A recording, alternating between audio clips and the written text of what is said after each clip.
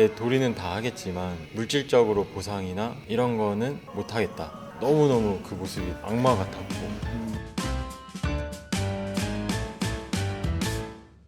축구하다가 상대방의 심한 파울로 다쳤는데 가해자는 정당했다, 보험사는 보상이 어렵다고만 하는 경우가 정말 많아요. 그래서 이런 경우 어떻게 대처해야 하는지 설명드릴 건데요. 오늘 영상에서 보여드릴 실제 피해자도 일상생활배상책임보험이 접수가 되었지만 보험사로부터 보상을 못 해주겠다는 통보를 받았어요. 다행히도 이걸 잘해서 보험사에서 가해자의 책임을 인정했고요. 보상을 잘 받으셔서 저희에게 흔쾌히 인터뷰를 응해주셨어요. 비슷한 사고를 당하신 분들이라면 꼭 끝까지 이 영상을 시청하셔서 도움되는 정보 얻어가시길 바라겠습니다. 당시에 어떻게 다쳤는지, 상황이 어땠는지 좀 간략히 말씀해 주실 수 있을까요?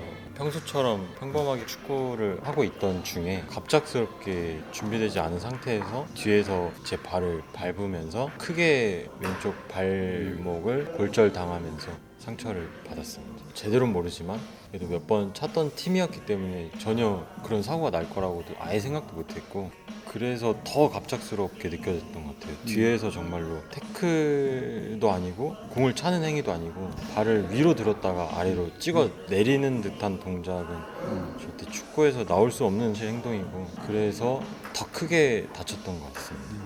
그때도 막 주위에서도 많이 놀랐다고 이제 하셨었는데 네. 너무 심한 파울이라서. 네. 그러면 그때 사고 초기에 가해자 입장은 좀 어땠어요?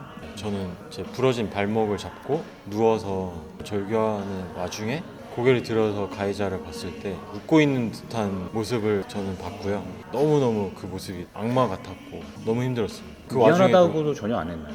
막 진심으로 저를 이렇게 걱정스럽고 미안해하고 이런 모습이 느껴지지 않았습니다. 그럼 어떻게 연락을 하게 되셨죠? 그 후에. 그쪽 팀 주장이랑 저희 팀 주장이랑 같이 이제 컨택을 해서 그렇게 연락처를 받게 되었고, 사고 후에 수술하고 며칠 만에 처음으로 이제 연락이 왔었고, 그렇게 연락을 취하게 됐습니다. 근데 연락을 하셨을 때는 뭐 어떤 반응이었어요?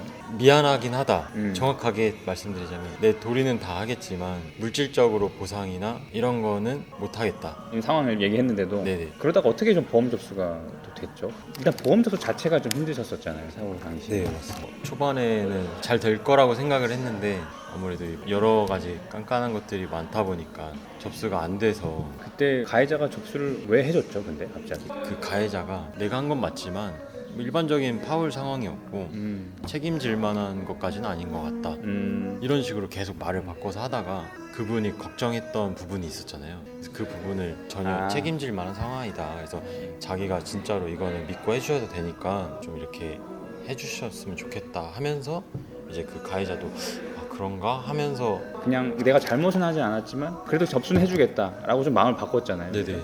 그리고 나서 보험 접수 되고 나서 좀 어떤 어려움이 있으셨어요? 처음에는 자기도 이런 운동하다 다친 사례를 많이 봤지만 사실 운동이라는 것 자체가 어떻게 보면은 위험성을 개인이 다 알고서 참여를 했기 때문에 이런 상황에서는 분명히 자기가 봤을 때는 어려울 것 같다라고 일단 얘기를 들었어요. 맞아요. 보험사에서 검토를 해보니까 법률 자문에서 가해자에게 책임을 물을 수 없다 이렇게 판단을 했잖아요. 그러고 나서 이제 저희한테 연락 주시게 되는데 처음에 개인으로 진행을 해보려고 했다가 안 될 것 같다라는 판단이 됐고, 맞아. 솔직히 처음에 호의적으로 보이진 않았는데 그래서 더 막막했던 것 같아요. 이거를 어떻게 해야 될지. 맞아요. 이런 거에 대해서 전혀 무지하고 준비가 되지 않은 상태에서 갑작스럽다 보니까 또 상대방 측에서는 전혀 도움을 주려고 하는 듯한 모습이 안 보였기 때문에 더 막막했는데, 진짜 지푸라기로 잡는 심정으로 이것저것 알아보고 하다가 진짜 우연히 유튜브 검색하다가 손해사정인을 찾았고,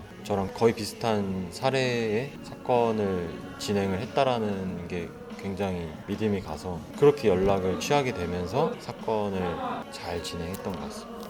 맞아요. 정말 다행히도 이제 보상을 받게 되셨어요. 네네.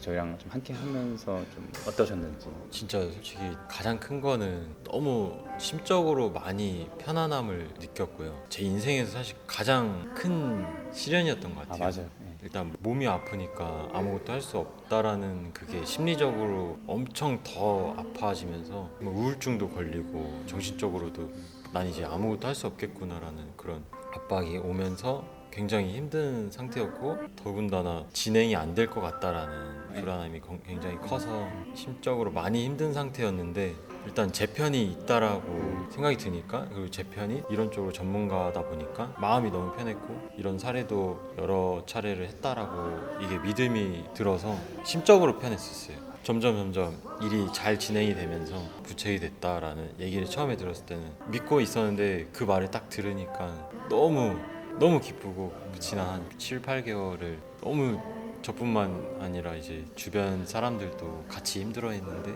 다들 저처럼 기뻐해주고 예. 너무 감사했습니다 진짜. 네. 제가 감사하네요. 진심으로. 네. 이런 얘기 들으면 진짜 좀 일할 맛이 나는 것 같아요. 저는. 너무 진짜 감사드려요 진짜.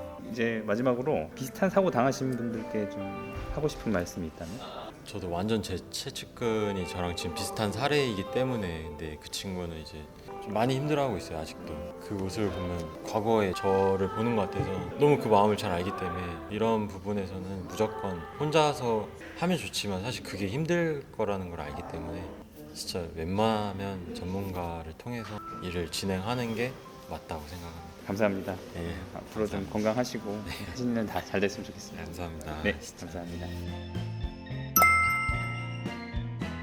이 피해자분의 경우 상대방 파울로 발목의 경골과 비골이 골절돼서 수술까지 했고 후유장애가 예상되는 상이었어요. 그래서 더 억울한 마음이 드셨을 거예요. 상대방의 심한 반칙으로 다쳤을 때 보험사로부터 보상받는 방법은 두 가지만 기억하시면 돼요. 첫 번째는 사고 진술 내용, 두 번째는 목격자 진술입니다. 여러분들이 사고 초기에 현장 조사자를 만나서 작성하는 서류가 사고 경위서예요. 이 사고 경위서에 내가 사고 진술 내용을 쓸 때 사고 원인과 사고 당시 상황을 중점적으로 작성하셔야 돼요. 이 내용이 법률 자문할 때 책임 여부를 따지는 중요한 자료가 되거든요. 상대 선수가 어떻게 파울을 범했는지, 그 파울은 통상 인정되는 파울인지 아니면 심한 반칙을 당했는지 볼과 무관한 파울로 볼 수 있는지 이런 전반적인 내용을 자세하게 작성하셔야 돼요. 그냥 어떤 동작에서 파울이 들어왔다 이 정도가 아니라요. 왜냐하면 상대방이 처음엔 내 잘못이라고 인정은 했지만 막상 보험사 담당자 만날 땐 얘기가 달라지는 경우가 있어요. 시간도 어느 정도 지났고 잘못을 회피하는 건데요. 아까 인터뷰 영상의 가해자가 보험 접수하고 어떻게 말이 바뀌었냐면요. 당시에 바닥이 미끄러워서 미처 발을 빼지 못했다. 이런 식으로 진술을 한 거예요. 이러면 보험사 입장에서는 어떻겠어요? 심한 파울로 보일 수는 없으니까 책임지지 않을 아주 좋은 명분이 되겠죠. 그래서 이렇게 가해자와 피해자의 진술 내용이 다르면 목격자 진술을 꼭 확보해야 돼요. 이 목격자 진술은 내가 썼던 사고 경위서보다 더 구체적이고 자세하게 작성되어야 하거든요. 내용은 아까 말씀드린 것과 크게 다르진 않아요. 가해자가 어떤 경기 규칙을 위반했고 그 위반 정도와 해당 파울이 당시 필요한 행위였는지 이런 내용들이 자세하게 들어가야 돼요. 목격자 진술은요, 사고 당시 심판의 진술을 받으시는 게 가장 좋고요. 심판 진술을 받을 수 없다면 상대방 팀 중 한 명과 내 팀 중 한 명 이렇게 진술을 확보하는 게 가장 좋습니다. 자, 오늘 축구하다 반칙으로 다친 경우 어떻게 보상받아야 하는지 실제 후기 보여드리면서 설명을 드려봤습니다. 축구나 풋살 시합 중 배상 책임 사고는 교통사고처럼 빈번한 사고 유형이 아니기 때문에 정보가 부족할 수밖에 없는데요. 이렇게 잘 모르는 상황에서 보험사가 원하는 대로 끌려가 버리면 내가 보상을 받을 수 있었던 상황임에도 보상받을 권리를 잃게 되는 경우가 많아요. 그래서 오늘 영상을 보신 분들은 비슷한 상황에 처한다면 꼭 대비를 잘 하셔서 문제없이 보상 받으시길 바라겠습니다. 어떻게 대비를 해야 할지 잘 모르겠고 추가로 궁금하신 점이 있다면 언제든지 고정 댓글에 링크나 전화번호로 문의하세요. 도움 드리겠습니다. 그럼 영상 봐주셔서 감사드리고요. 행복한 하루 보내시길 바랍니다.